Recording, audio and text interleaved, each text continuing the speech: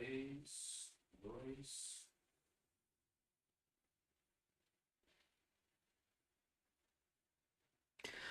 Olá, olá pessoal, sejam todos muitíssimo bem-vindos a mais um estudo de caso do nosso DPA Direção Pedro Augusto.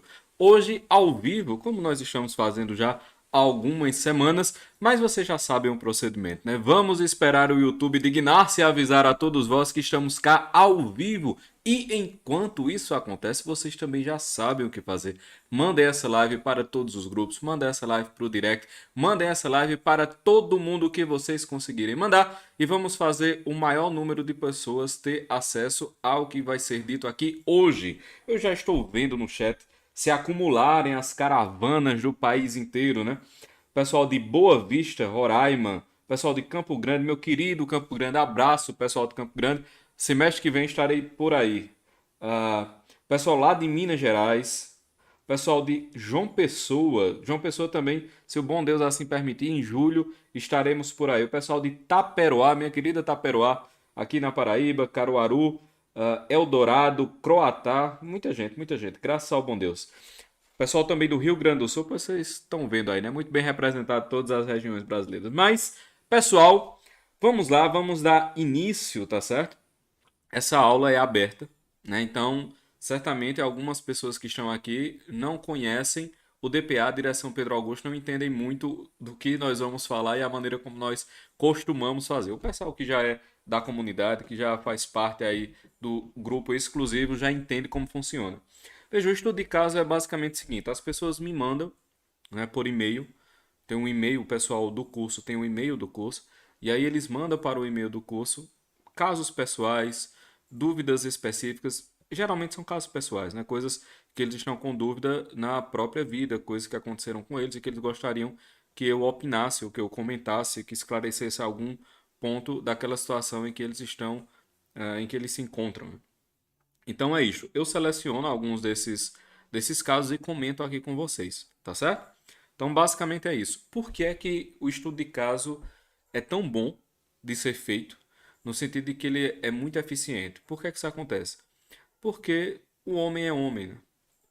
Nós somos humanos e nada do que é humano nos é estranho. Então, as angústias, as dores, as alegrias, as dúvidas de uma pessoa também podem ser as angústias, dores, alegrias, dúvidas de outra pessoa.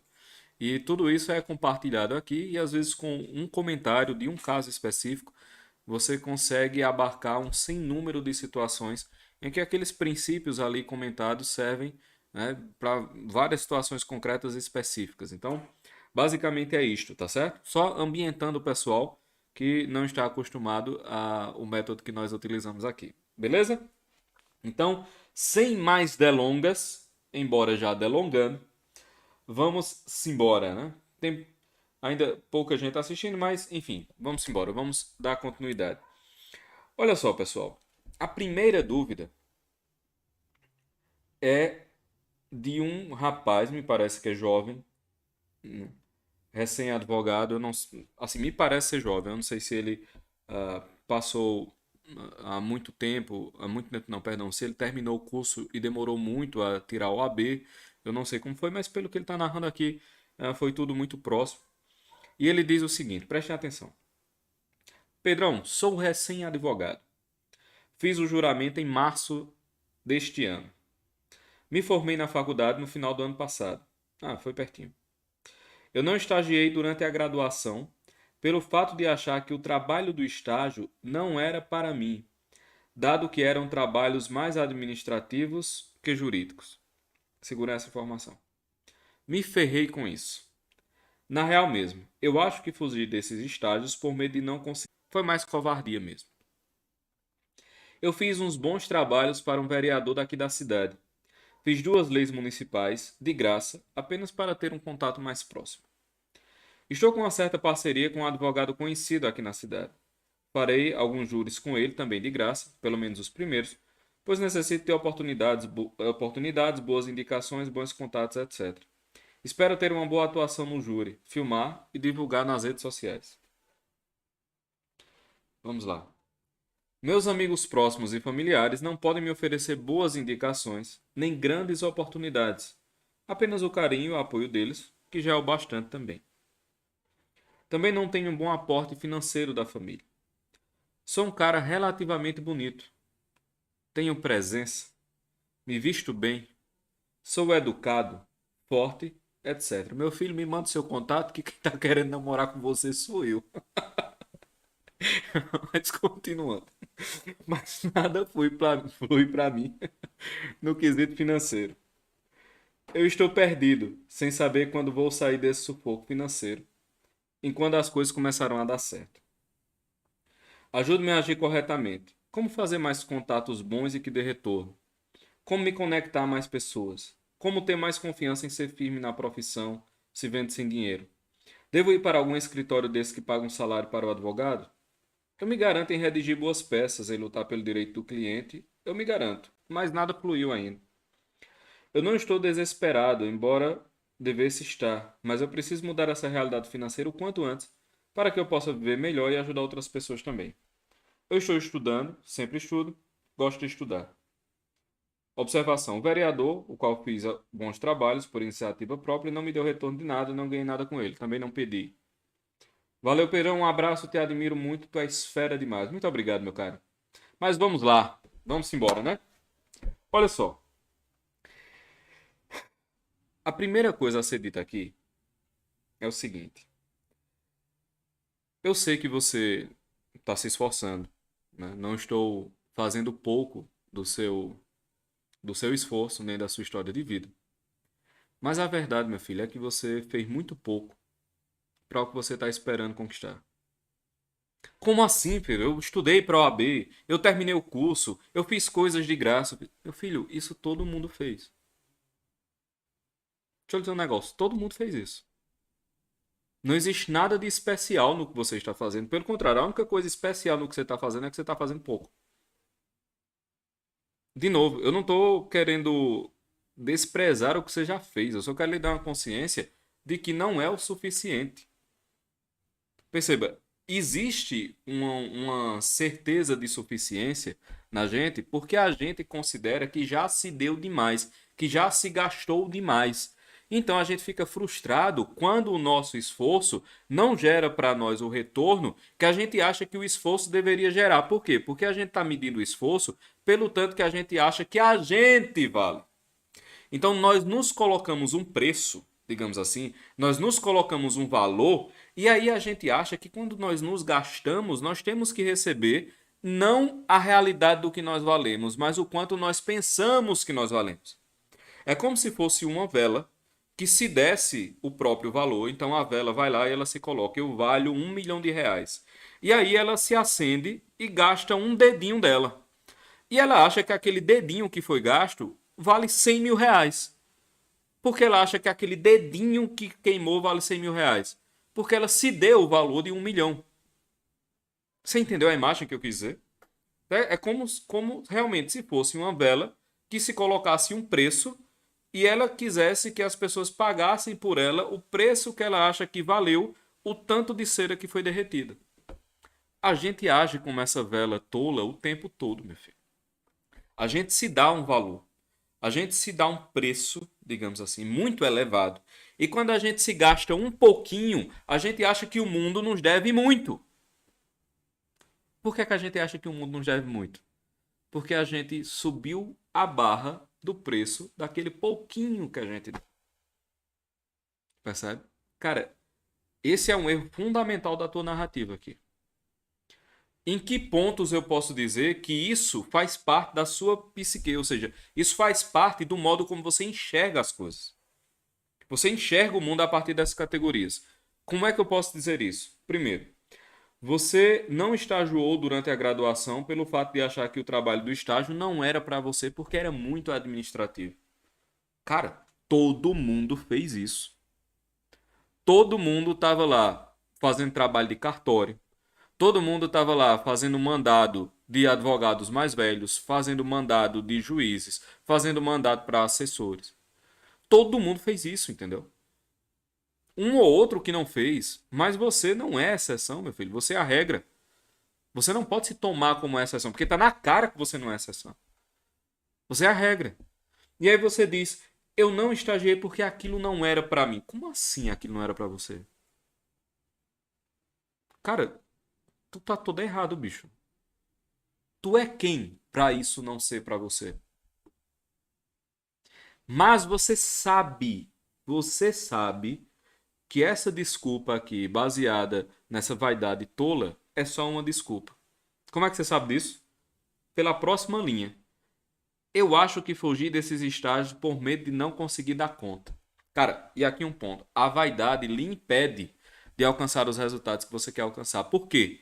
Porque a pessoa tem tanto medo daquela imagem que construiu de si mesma ser arranhada, tem tanto medo do mundo não pagar o preço que você acha que você vale, tem tanto medo das pessoas não lhe aplaudirem o tanto que você acha que deve ser aplaudido, que o cara simplesmente não se arrisca.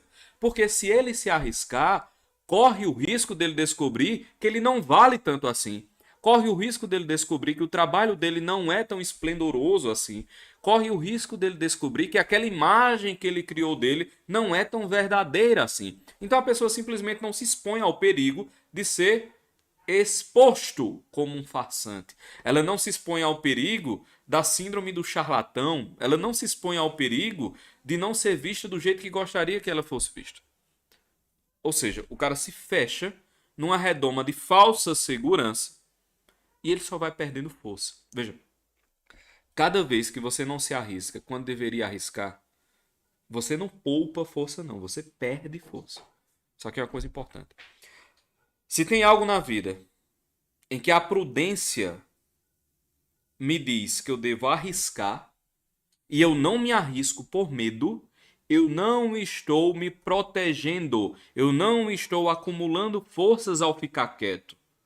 Eu estou perdendo forças ao ficar quieto. Se a prudência manda agir, ao não agir, eu perco força. E, cara, me parece que a vida já é dura o suficiente para que a gente possa ficar se dando ao luxo de estar perdendo capacidade, de estar perdendo força. Eu não acho que seja algo inteligente. Então, se a prudência manda agir, meu filho, haja. Se a prudência manda agir, você age. Cada vez que a gente se acovarda diante de uma ação necessária, a gente fica mais fraco. Pô. Fica mais fraco. E foi basicamente isso que aconteceu, cara, contigo. E aí, novamente não, né? Voltando à questão da estrutura básica de como tu enxerga o mundo, olha a maneira como tu constrói o, o segundo parágrafo. Eu fiz bons trabalhos para um vereador daqui da cidade. Como é que tu sabe?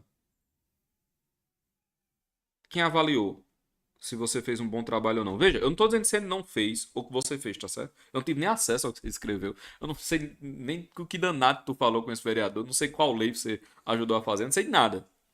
Só estou fazendo uma pergunta. Quem disse que esses trabalhos eram tão primorosos assim? No final do comentário, você menciona que esse vereador não deu retorno. Então a gente tem duas opções. Ou você fez um trabalho muito bom, ele usou o que precisava de você e não quis mais você ir lá perto dele, é uma possibilidade. Ou então você não fez um trabalho tão majestoso assim e ele achou que não valia a pena se dar o trabalho de lhe deixar por perto. Isso pode ter acontecido também. Mas você já começa dizendo: fiz bons trabalhos aqui. Ainda fala mais, você tem um parágrafo, uma linha toda dizendo o quanto você é maravilhoso. Eu sou um cara relativamente bonito. Eu não sei o que significa ser relativamente bonito, mas prossigamos. Eu sou um cara relativamente bonito, tenho presença, me visto bem, sou educado, forte e etc. Ou seja, não parou por aí. Você não é só bonito, com presença, se veste bem, é educado e é forte. Você ainda é etc. Ou seja, você ainda tem mais predicados, mais coisas maravilhosas. Entendeu? E você opõe todas essas características de superioridade ao fato de ainda não ter conseguido nada. O que você está dizendo é o seguinte: eu me esforcei, eu sou forte, tenho presença, me visto bem, sou relativamente bonito e ainda assim ninguém dá o valor devido. E ainda assim eu não consigo dinheiro. E ainda assim eu não consigo avançar profissionalmente. E ainda assim as coisas não fluem para mim. Ou seja, mesmo eu sendo tudo isso aqui que eu sou, as coisas não fluem para mim. Pedro, o que acontece? Cara, tu tá entendendo? O que acontece é o seguinte, meu filho. O bom Deus está permitindo que você se veja humilhado para que você note que esse modo de enxergar o mundo é uma tolice. Você está se enxergando a partir de categorias completamente falsas. E eu não estou falando dos atributos físicos, não. Você pode realmente ser um cara bonito, você pode realmente se vestir bem, você pode realmente ter uma presença física ao entrar no lugar. Eu não estou dizendo que isso é mentira, não. Eu estou dizendo que você se fiar por essas características, você se achar maravilhoso, você se achar majestoso, isso é uma tolice, meu filho. Isso só faz com que você entre num espiral neurótica. É só isso que vai fazer. Você vai se sentir permanentemente frustrado. Daqui a pouco, da frustração, você vai começar a sentir cirado. Daqui a pouco, você vai começar a nutrir inveja. Daqui a pouco, você vai começar a ficar ressentido. Daqui a pouco, você vai estar odiando o bem. Odiando o bem, odiando quem consegue, odiando quem realiza. E com aquele ódio de Raskolnikov, com aquele ódio do jovem que se vê superior, olha para o mundo e diz: como é que aquele, no caso do personagem, né, de Crime e Castigo, como é que aquela velha usurária consegue as coisas e eu não consigo? E a gente sabe muito bem o destino de Raskolnikov. Então você está entrando numa espiral de loucura Raskolnikoviana, entendeu? É isso que está acontecendo. Cara, para com isso imediatamente. É irrelevante se você se acha belo, formoso, se você acha que tem predicados suficientes para que as pessoas lhe deem algumas coisas. Essa sua visão sobre você mesmo é completamente irreal e irrelevante e só está lhe atrapalhando. Só está lhe atrapalhando. Veja, todo mundo que é fisicamente bonito, eu vou usar o que você falou aqui como um gancho, tá certo? Todo mundo que é fisicamente bonito tem o dever moral de ser também moralmente belo, que é uma maneira de você honrar a beleza física que lhe foi dada. Se você não é alguém fisicamente bonito, você tem o dever moral de ser moralmente belo, que é exatamente para transcender aquelas características físicas que você não recebeu. Ou seja, no final das contas, todo o dever do homem está na beleza moral. E significa dizer que se você se vê tão cheio de predicados assim, então você tem o dever moral de ser humilde, de ver como irrelevantes esses predicados e de se expor ao perigo de ter a sua imagem arranhada. E se expor ao perigo de que a sua imagem perfeita seja quebrada pela realidade. Mas se você realmente se acha tão superior fisicamente, você tem o dever de se expor moralmente, nesse sentido que eu estou falando. Entendeu? Então, tudo isso que você me disse aqui só piora a sua posição. Esse etc que você colocou aqui só piora a sua posição. Cara, acaba com esse pensamento vaidoso. Acaba com esse pensamento vaidoso. Você ainda não fez o suficiente. As pessoas não lhe devem absolutamente nada. Essas qualidades que você julga ter, e talvez até tenha, elas não têm relevância nenhuma para o que você está narrando aqui. Porque o problema não foram essas características que você colocou. O problema foi a covardia. O problema foi a ausência de beleza moral. A humildade é uma beleza moral. Entendeu? Foi a ausência dessa beleza moral que lhe colocou onde você está, por exemplo. Então pare de pensar desse jeito, sério. Tire isso da sua cabeça. Essa sensação que você está sentindo, que está no fundo das suas palavras aqui, ó. Uma sensação de que você está sendo injustiçado. Se você continuar desse jeito, você vai ficar um neurótico ressentido. Você vai ficar um magoado. Você vai ficar um invejoso. Você vai ficar um irado. Pare com isso, cara. Pare com isso ontem. Entendeu? Você tem que parar com isso ontem. Imediatamente. E aí você me pergunta: ah, ajuda-me a agir corretamente. Como fazer mais contatos bons e que dê retorno? Como me conectar mais a mais pessoas? Comece não se achando superior a elas, pô. Sabe como é que você se conecta com várias pessoas? Comece não se achando superior a elas. Comece sendo simples, cara. Simples, natural. Você não se acha superior aos outros. E aí você tem uma conexão com aquele que você não está humilhando só de olhar. Sabe que você dá uma risadinha assim e diz: Poxa, sou muito melhor do que fulano. Cara, não vale de nada. Não vale de nada. Então, quer se conectar a mais pessoas? Comece não se achando superior a elas. Como ter mais confiança em ser firme na profissão, se vendo sem dinheiro? Devo ir para algum escritório desses que pagam salário para o advogado? Eu me garanto em redigir boas peças, mas nada fluiu ainda. Cara, tu não se testou ainda, porra. Tu não se testou ainda. Ah, Pedro, eu fiz um serviço ou outro para um vereador. Sim, enquanto você estava lá conversando com ele, né, sentado numa mesa, tu se testou em quê? Eu quero fazer júri, fazer cortes e colocar nas redes sociais. Tudo bem, não vou questionar aqui o método que você está pensando, mas assim, antes de expor, você tem que ter o que expor. Então me parece que falta você pressionar a mola, sabe? Você quer ser catapultado sem pressão nenhuma. Cara, pressione a mola. Você ainda não foi testado, você ainda não se testou. Você tá com tanto medo de se arranhar. Você se considera tão precioso e tá com tanto medo de arranhar essa preciosidade que você ainda não se expôs ao teste. Meu filho, só valem os pensamentos dos náufragos, entendeu? A única coisa que vale é o homem na arena. É o homem que tá com o rosto coberto de poeira, suor e sangue, entendeu? É só isso que vale. O resto é tolice, cara. É tolice. Se você não abandonar essa tolice desse pensamento aqui, é um abraço. Você não vai se conectar com ninguém, você não vai conseguir bons empregos.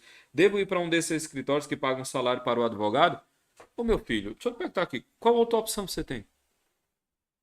Essa é uma opção? Então considere ela seriamente. Obviamente, eu não conheço a tua vida, cara. Eu não sei o que é melhor para você, realmente não sei. Mas essa é uma opção? Então você considera essa opção. Por que seria tão humilhante receber um salário baixo? A gente sabe como é o mercado. O salário não vai ser um salário de 10 mil reais. Você não entra como advogado júnior ganhando 10 mil reais, 15 mil reais. Isso não vai acontecer. Mas e daí, se esse for o preço a se pagar para você alcançar o que você quer? Qual o problema em pagar esse preço? Ou esse etc. que você colocou ali lhe dá o direito de não pagar o preço pelo que você quer obter? É isto. Eu acho que é isso, né? Como você diz, eu preciso mudar essa realidade financeira o quanto antes. É, eu entendo, mas veja, dinheiro a pessoa ganha e perde, sabe? Tem uma outra realidade que você precisa mudar, ou antes ou ao mesmo tempo, que é essa realidade moral. Se você continuar se enxergando a partir dessa vaidade tola, esqueça a brincadeira. Não dá nem pra começar. Não dá nem pra começar. Ah, cadê? Deixa eu ver aqui só os comentários. Hum, cadê? Bora lá, vamos para o próximo. Próximo caso. Aqui. Boa noite, professor. Boa noite, meu caro. Ou minha cara. Ou todes. Primeiramente, queria agradecer imensamente a oportunidade de poder participar desse curso com um custo bastante acessível. Gente, foi ele que escreveu, viu? Eu juro que não fui eu. O curso está superando muito minhas expectativas. Na verdade, eu já conheci um pouco do seu conteúdo e não poderia esperar menos. Muito obrigado, meu caro, mas mesmo assim. Fiquei muito feliz com o conteúdo do curso e a cada aula sinto meu coração alegre. E penso, nossa, que bom que ouvi isso hoje, foi providencial. Coisa boa, de verdade. Fico feliz que isso esteja acontecendo. Mas eis aqui minha dúvida. Vamos lá.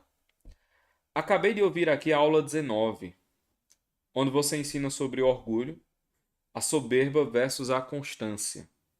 Quem aqui é aluno do DPA e já assistiu a aula 19, porque tem gente que é aluno do DPA, mas não assistiu às aulas, mas essa aula 19 ela faz parte do módulo da constância.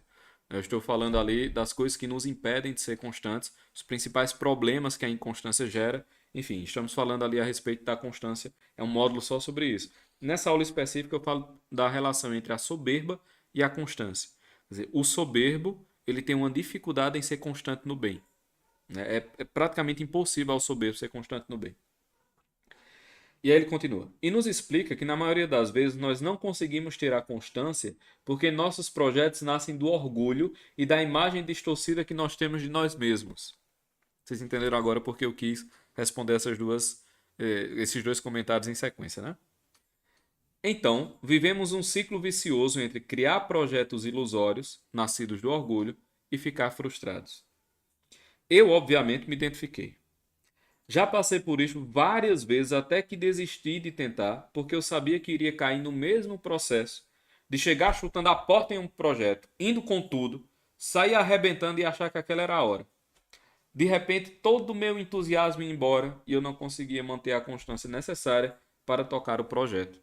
Agora sei a causa do problema. Cara, esse parágrafo teu aqui, eu acho que não deve ter uma pessoa que não se identificou com isso, ou agora ou em algum momento da vida.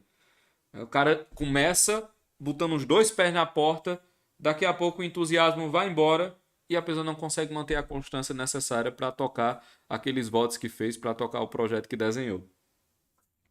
Que o digam nossas listas de ano novo, né? Aquela velha história. Quais são os principais pontos da tua lista de 2024, Pedro? Vai ser cumprir a lista de 2015. Todo mundo tem uma história dessa, né? Mas vamos lá, continuando. E hoje, quando eu vi sua aula, estou aqui bolando um novo projeto, mas com outra postura interna, pois como havia parado de tentar, parei também de sonhar. E não sei mais como sonhar sem ser através do orgulho. Não sei mais como sonhar com humildade. Este novo projeto é totalmente diferente dos demais, pois tem relação com uma história de vida. Ele tem raízes internas. Não somente imagina as glórias externas, mas este projeto nasceu de um querer profundo do meu coração, talvez até de uma dor. E me vejo temerosa, pois não sei como medir minhas próprias forças para realizá-lo, já que fracassei tantas vezes no passado. Portanto, minha pergunta é: como medir minhas forças de forma adequada para levar o projeto a cabo? Veja, é uma excelente pergunta. A primeira coisa que a gente tem que pensar quando vai realizar não, idealizar um projeto, é notar a distância entre o ideal e a distância, perdão, é perceber a distância entre o ideal e o lugar onde nós estamos. Porque veja, minha gente, quando nós estamos assim tentando maquinar alguma coisa para o futuro, via de regra nós estamos lidando apenas com desejos. Então o que acontece? O cara tá lá, aí você está se sentindo injustiçado, por exemplo. Você está se sentindo fraco, você está se sentindo humilhado, você está ressentido, está magoado com alguma coisa. E para vencer essas sensações ruins, o cara coloca um sonho que é como se fosse um antídoto a essas sensações ruins. Entendeu? Então, suponhamos, vamos pegar aqui um caso que envolve sentimentos amorosos, apenas para ilustrar, para ficar mais fácil a compreensão. Então, suponhamos que você acabou de passar por uma desilusão amorosa, uma traição, um abandono, uma coisa desse tipo, né? Um término de um relacionamento. Então, você acabou de passar aqui por um término de um relacionamento, por uma desilusão amorosa. Você está se sentindo fraco, você está se sentindo meio desesperançoso, você está se sentindo mal, você está se sentindo meio incapaz, né? Um pouco angustiado. Normal, a sensação é essa mesmo. Mas beleza, você está se sentindo assim. Aí, ao invés da pessoa usar essas sensações para pensar em um projeto razoável, ela tenta pensar em um projeto grandioso que não é uma coisa concreta, mas é uma coisa feita para contrabalancear esse mundo de emoções que ela está sentindo. Então, ao invés dela pensar assim, não, vou ficar mais na minha, vou sair um pouco, vou abrir o meu perfil no Instagram, vou conversar com uma outra pessoa que aparecer ali, querendo, dando umas curtidas, mandando um oi sumido, uma coisa desse tipo, e vamos ver o que acontece. Um plano totalmente tranquilo, né? Não, a pessoa já pensa assim: agora eu só me relaciono quando eu encontrar meu grande amor. Ah, meu grande amor. Só pensa, minha alma gêmea. Ela vai chegar e vai ser lindo. Nós vamos nos encontrar e quando a gente se tocar, vai sair faíscas, sabe? A minha pele vai se derreter, eu vou me arrepiar e borboletas, dragões irão passear na minha barriga. Veja, esse plano, ele não é um plano tão real quanto ele é algo para funcionar como um outro peso na balança da desilusão. Entendeu? Então você tem os dois pratos aqui, a desilusão pendeu para cá, e aí o cara vai e bota o plano aqui para reequilibrar a balança. O cara vai puxando aqui até reequilibrar a balança. Só que, minha gente, essa parte aqui na balança, ela às vezes é meio irreal. Porque você não está fazendo planos para a realidade, você está fazendo planos para equilibrar suas emoções. Entendendo o que eu estou querendo dizer? O cara tá fazendo planos para equilibrar as emoções, pô. Então é óbvio que vai estar desproporcional com a realidade. E aí, qual é uma boa medida para a gente saber se o peso que nós estamos colocando no projeto ele é real ou não? É a gente começar a parar para pensar nos caminhos necessários para nós alcançarmos aquele ideal. Ana, por gentileza, bota aqui para carregar, por favor. Tá com 1%. Nós fazemos o plano e uma coisa que eu sugiro a vocês é o seguinte: comecem a pensar naquelas coisas que seriam necessárias. Obrigado. Comecem a pensar naquelas coisas que seriam necessárias para que vocês alcançassem aquele plano que foi feito. Então, suponhamos, eu tenho um plano de, sei lá, trocar de carro. Quero carro com uma bancada assim, com um motor assim, etc, etc. Eu tenho que começar a pensar, cara, o que eu precisaria mesmo ter para realizar esse sonho aqui? O que eu precisaria fazer de verdade para realizar esse sonho? Aí você vai ver que para você conseguir a quantidade de dinheiro suficiente para realizar aquele sonho, você precisaria trabalhar tantas horas. Você precisaria aumentar o seu salário em tanto tempo, aliás, em tanta quantidade. Você precisaria subir um pouco da sua categoria de emprego. Para fazer isso, você tinha que adquirir tais e tais conhecimentos, ou seja, você tinha que, sei lá, participar de um outro congresso, você tinha que ler outras coisas, você tinha que estagiar em um outro lugar, você teria que ter experiência com outros profissionais, você teria que se expor a um determinado trabalho que você ainda não se expôs, enfim, você teria que fazer algumas coisas para realizar aquilo. Ou seja, você teria que dar alguns passos concretos naquela direção. Os passos concretos, minha gente, vão nos dizer se o nosso projeto ele deve ser mantido como ideal ou se o nosso projeto ele deve descer um pouquinho. Entendeu? Então, você pensa, eu quero trocar um tal carro, esse carro custa 300 mil reais. Quando você faz esses, quando você coloca na planilha, que não é bem uma planilha propriamente, né? Pode até ser, mas não é, é apenas uma organização mental. Quando você coloca numa planilha mental os passos necessários, você vê, pô, daqui a uns 5 anos eu comprei esse carro aí, 300 mil reais.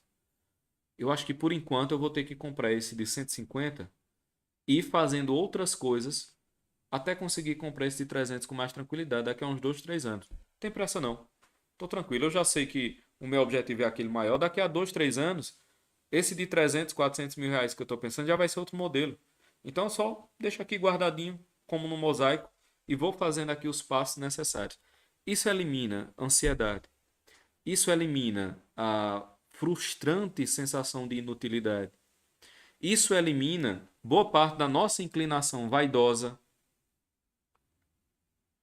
de olhar o mundo a partir de uma perspectiva vaidosa. Isso elimina o nosso vitimismo. Por quê? Meu Deus, todo mundo tem esse carro e eu não tenho. Não, filho, não é isso. É o seguinte, eu até conseguiria ter, se eu conseguisse fazer tais e tais e tais coisas. Então não é o mundo que é injusto comigo, é que eu ainda não cheguei no ponto. É só isso. Vocês percebem a diferença da mentalidade? Por quê? Porque eu tenho uma consciência de como as coisas funcionam, pô. É isso que a sabedoria popular chama de ter os pés no chão. Entendeu? De ter os pés no chão. Você precisa ter os pés no chão. Ah, deixa eu ver aqui. Cadê? Vocês entenderam isso aí? Tá claro esse ponto para vocês? Tem alguma coisa aí que vocês gostariam de comentar? Uma coisa específica? O bom do ao vivo é que você tem como interagir, né? Vocês têm alguma coisa aí para comentar? Algum ponto que vocês gostariam de esclarecer?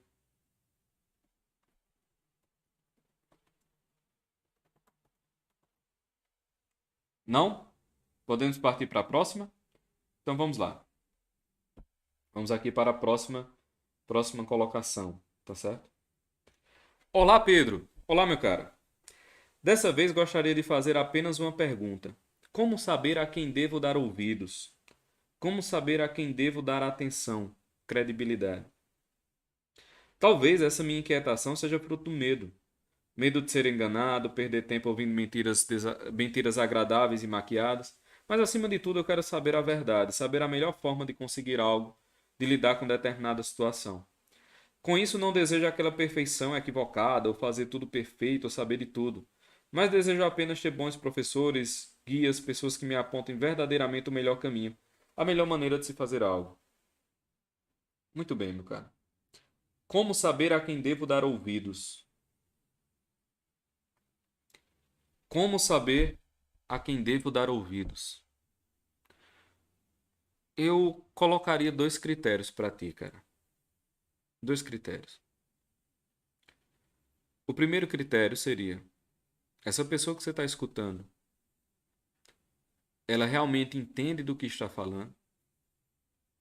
Essa pessoa que você está escutando, esse assunto que ela está comentando, é mortalmente sério para ela?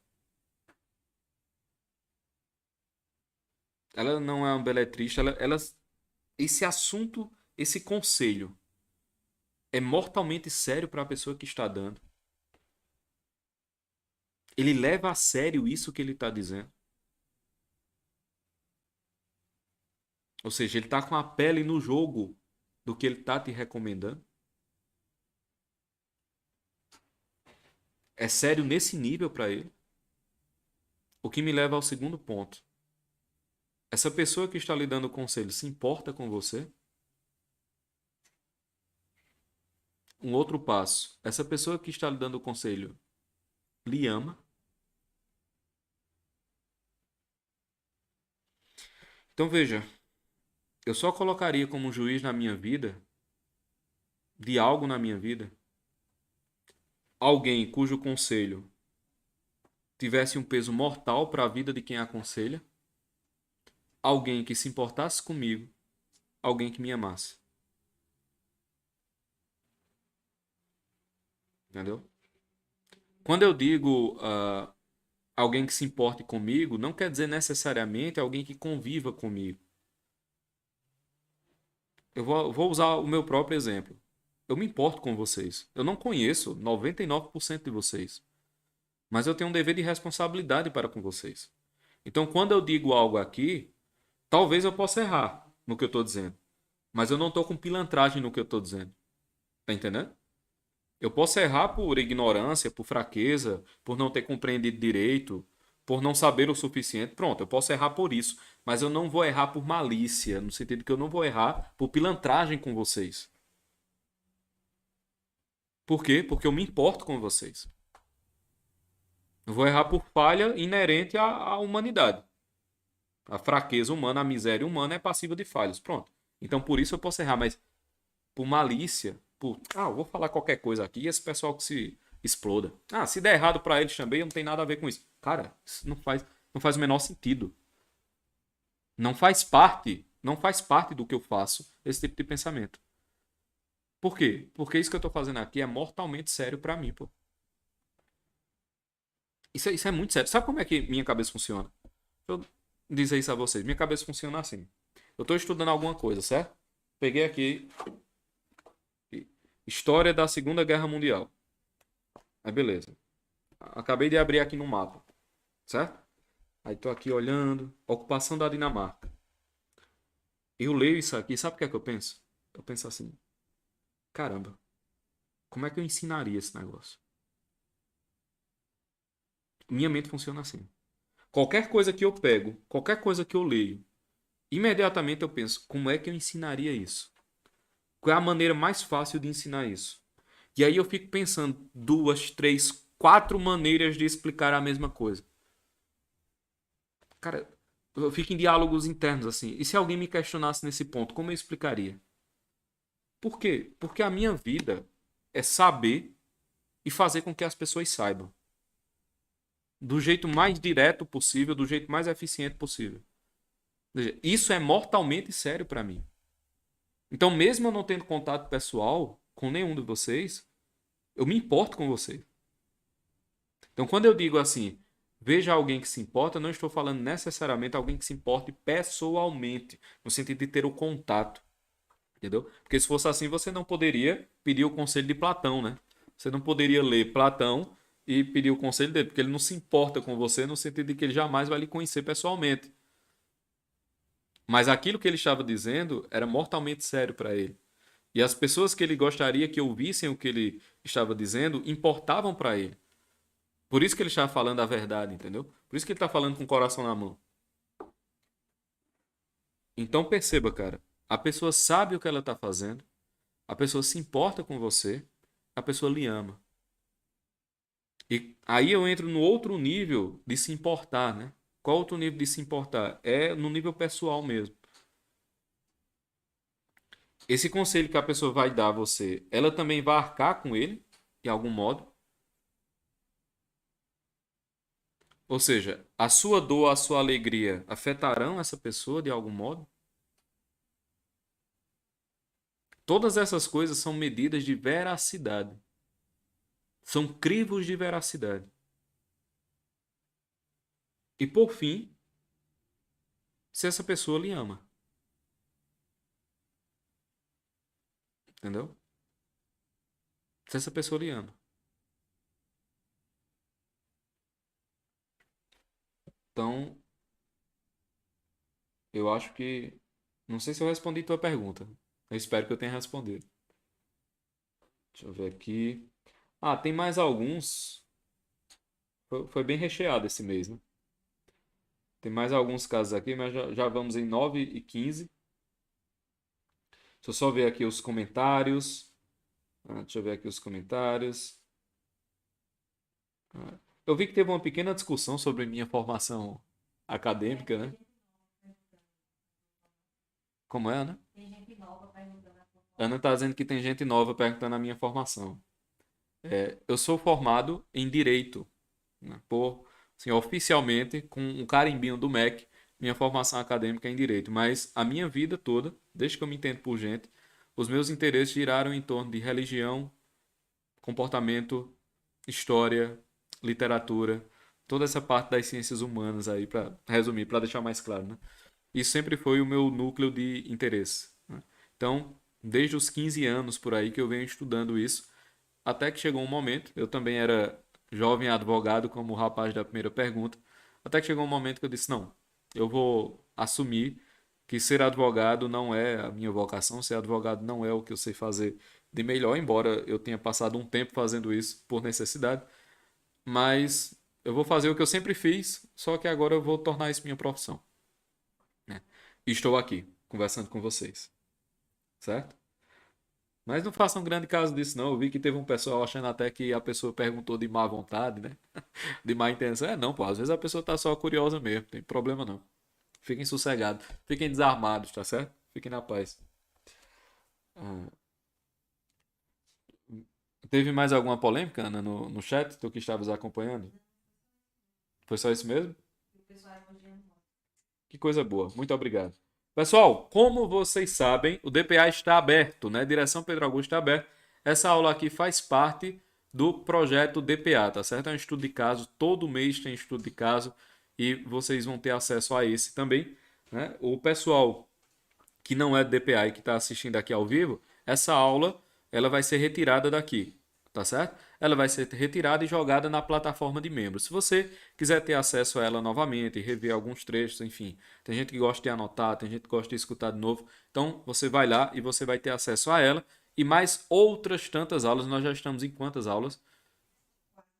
Quase 30 aulas já estão lá disponíveis na plataforma DPA, tá certo? Então, pessoal, é isto. Ainda é efetivo, a Ana Raquel está colocando o link aí no chat. Não percam tempo, vão lá no link, se inscrevam, beleza? E é isto. Pessoal, cheiro grande para todos vós. Fiquem com Deus e até a próxima. Valeu, abração.